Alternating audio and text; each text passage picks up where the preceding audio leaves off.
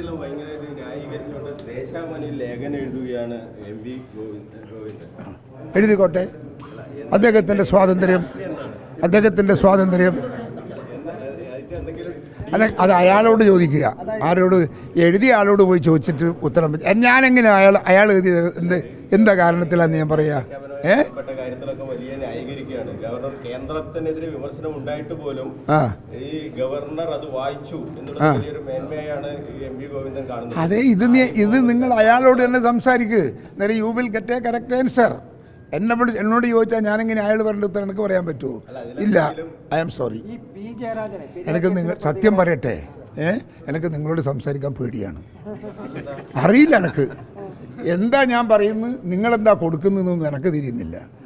അതുകൊണ്ട് ഞാൻ ഉണ്ട് ഒരുപാടുണ്ട് എണ്ണി പറഞ്ഞുതരാം. നമുക്ക് ഒരുമിച്ചിരിക്കാം. ഇത് ചാനൽ വെച്ചിട്ട് വേണ്ട, ഞാൻ കാണിച്ചു തരാം, രേഖ വെച്ച് കാണിച്ചു തരാം. അതാ അതിനകത്ത് കയറി വന്നു ഒന്നും ചെയ്തിട്ടില്ല. അതിലൊന്നും നിങ്ങൾ ചെയ്തിട്ടില്ല. അത് അദ്ദേഹത്തോട് ചോദിച്ചാലല്ലേ അറിയും, ഞാനല്ലല്ലോ ബാക്കി.